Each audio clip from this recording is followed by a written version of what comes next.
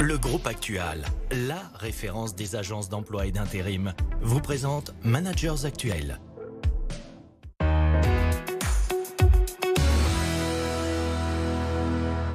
Bonjour à tous, c'est Jean, ravi de vous retrouver pour cette nouvelle émission de Managers Actuels.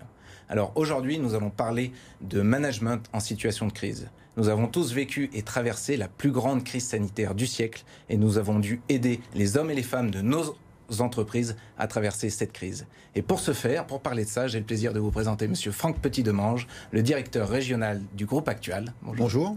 Et il est accompagné par Monsieur Jérôme Célestin, gérant de la société Célestin Nettoyage, une entreprise régionale basée à Lyon, d'une quarantaine de personnes qui est créée depuis à peu près plus de 30 ans.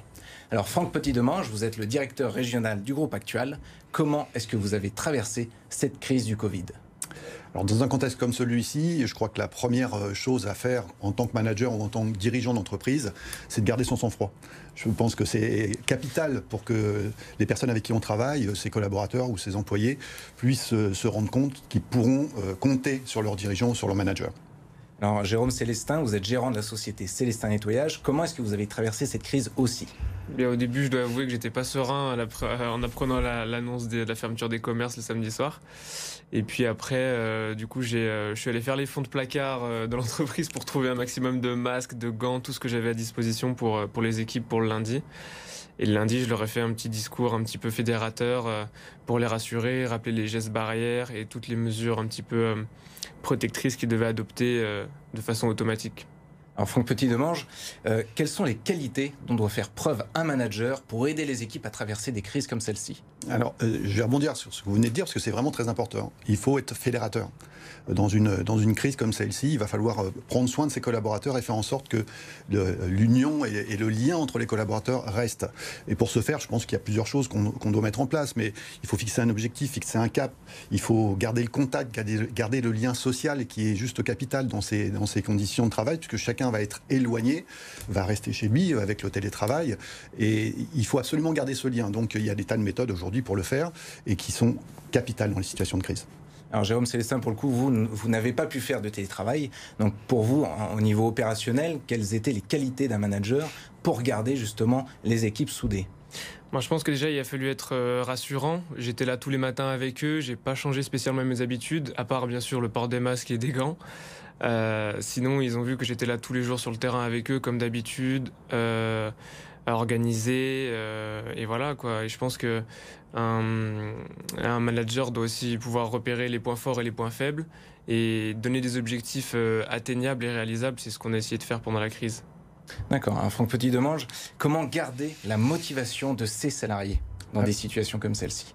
Alors, parce qu'on sait que c'est un point qui peut pêcher assez facilement. C'est capital, il peut y avoir une démotivation très forte dans ces moments-là. Et tout va dépendre à quels sont nos salariés. Tout va dépendre avec qui on travaille. Toutes les personnes qui sont en télétravail, il va y avoir une attitude à avoir avec les gens qui sont à leur domicile parce qu'on a mis en place le télétravail, et une attitude différente évidemment avec les gens en présentiel, comme ça peut être le cas dans votre métier, puisque ce n'est pas les mêmes attitudes. Ce qui est capital, c'est en effet qu'il va falloir renforcer le lien et renforcer la communication. Il va falloir être à l'écoute, il va falloir rassurer énormément, en effet, il va falloir donner vraiment une structure fiable sur lesquelles les gens vont pouvoir s'adosser en se disant je peux travailler dans des conditions de sécurité, de qualité, je suis écouté, je suis entendu, on prend soin de moi et donc j'ai pas de risque. Mais effectivement, comment est-ce qu'on peut gérer au niveau des équipes cette peur du risque ? Pour la peur du risque, on a dû arrêter certaines personnes qui étaient fragiles et qui s'estimaient pas en mesure de continuer à travailler. On l'a fait automatiquement, comme ça, ils ont vu qu'on était plutôt assez réactifs à ce niveau-là. Et pour tous les autres, bien, l'approvisionnement, malgré la pénurie de tous les équipements de protection, les a rassurés. Et voilà, le fait de rester accessible, d'être là tous les jours pour eux, ça les a rassurés aussi. Alors, je vais revenir vers vous.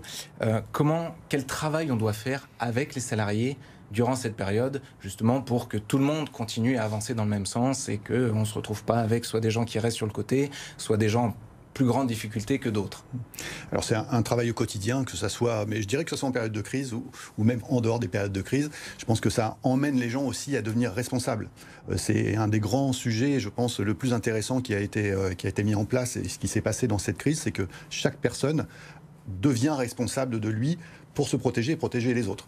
Donc le travail, je pense aussi d'un manager, c'est de faire en sorte que la responsabilité soit prise en compte et que chacun puisse prendre soin des autres. Et donc c'est un travail psychologique pour aussi travailler justement sur les peurs et faire en sorte que les peurs disparaissent. Vous avez réussi justement à mettre en place cette responsabilisation individuelle? Oui, ils sont, comment dire, j'ai vu qu'ils se sont vachement respectés mutuellement, du coup en respectant les gestes barrières, et ils ont mis en place leur propre process de désinfection des véhicules, par exemple, tous les jours, à chaque fois qu'ils rentraient et qu'ils sortaient des véhicules. Et au fur et à mesure, ils se sont responsabilisés. Et c'est aussi ce qu'on essaye, nous, d'instaurer au quotidien, avoir un maximum de remontée d'informations via leur responsabilisation, quoi. Mais je pense que c'est le mot de la fin et on voit qu'on passe un peu d'un management vertical à un management horizontal. Merci à vous d'avoir participé à cette émission. Merci à vous d'avoir suivi cette émission. Et n'oubliez pas, on se retrouve dans un mois pour un nouvel épisode de Manager Actuel. Et d'ici là, restez connectés sur BFM Lyon.